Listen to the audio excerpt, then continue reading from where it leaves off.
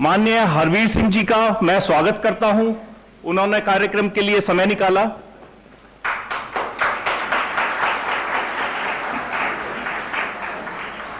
आकांक्षा पावा जी का स्वागत करता हूं। Chandrashekhar Joshi ji, chairman Vasudeva college of law, आपका बहुत बहुत आभार व्यक्त करता हूं और स्वागत करता हूं। आपने अपने कॉलेज के इस विशाल प्रांगण में हम लोगों को प्रस्तुत होने का मौका दिया। ऋत्विक दुबे जी, आपका बहुत बहुत आभार व्यक्त करता हूं, स्वागत करता हूं। और गुरुजी मनोज कुमार पांडे जी का भी बहुत बहुत आभार व्यक्त करता हूं। उनको सुनने का सौभाग्य आज फिर हमें मिलेगा। दोस्तों, सबसे पहले अमर उजाला के बारे में मैं आपको बताना चाहता हूं। देश आज अमृत महोत्सव मना रहा है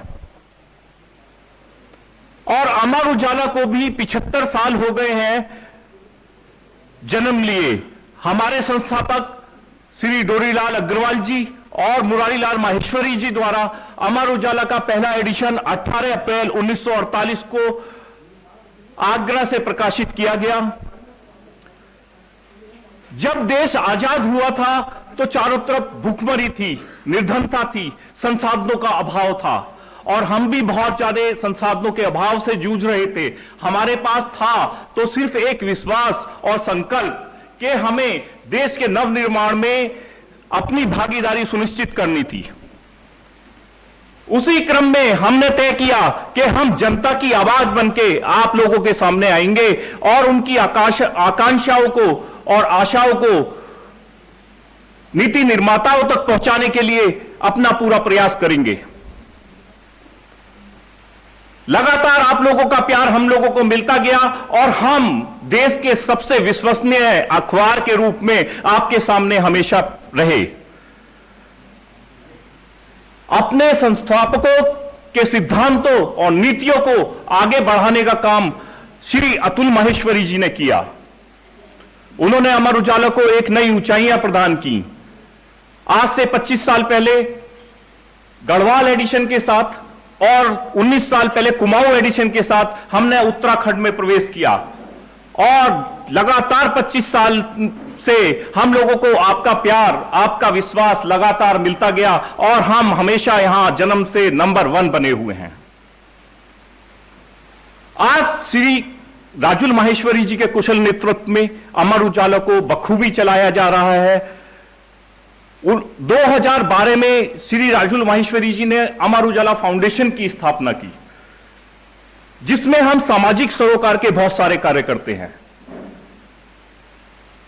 सबसे बड़ा कार्यक्रम हमारा अपराजिता कहलाता है, जिसमें हम निर्धन और कमजोर वर्ग की महिलाओं के लिए, उनके उत्थान के लिए, स्किल डेवलपमेंट के लिए बहुत सारे कार्य हर यूनिट पे किए जाते हैं।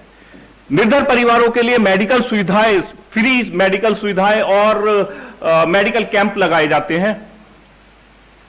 अभी हाल ही में 20 नवंबर को हमने अतुल माहेश्वरी छात्रवृत्ति परीक्षा भी कराई, जिसमें हम प्रतिभावान निर्धन बच्चों को स्कॉलरशिप देते हैं और उनको आगे पढ़ाई में मदद करते हैं। इस सामाजिक सरोकारों की लिस्ट, फहरिस्त बहुत लंबी है, लेकिन आज अगर हम आपके सामने प्रस्तुत हुए हैं तो नागरिकता की जिम्मेदारी, यह विषय क्यों लेके आना पड़ा? कहीं ना कहीं हमें यह महसूस हुआ, हम यूनिवर्सिटी में जाते हैं, कॉलेजों में जाते हैं, कि आज का युवा जो है, बहुत ही कम बच्चे जो हैं वो अपनी किताबों पे भरोसा कर रहे हैं, अपने गुरुओं पे भरोसा कर रहे हैं और अखबारों पे भरोसा कर रहे हैं।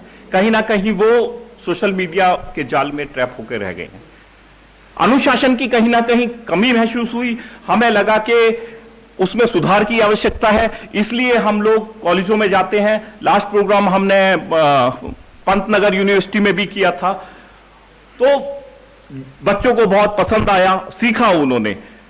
इसी कड़ी में, क्योंकि हम मानते हैं कि देश का युवा अगर अनुशासित होगा तो देश को आगे ले जाने में बहुत बड़े कर्णधार के रूप में वो प्रस्तुत हो सकता है। इसलिए, क्योंकि समय ज्यादातर वेस्ट कर रहे हैं, इन टॉपिक पे हमारे 4 टॉपिक हैं: व्यक्तित्व विकास, कानून का पालन, समाचारों पत्रों का योगदान और रीडिंग हैबिट। इन 4 विषयों पे हम लोगों ने विद्वान वक्ताओं को बुलाया है। मुझे विश्वास है आप उनकी वाणी को सुनेंगे, उनके वचनों को सुनेंगे और आत्मसात करेंगे। जय हिंद।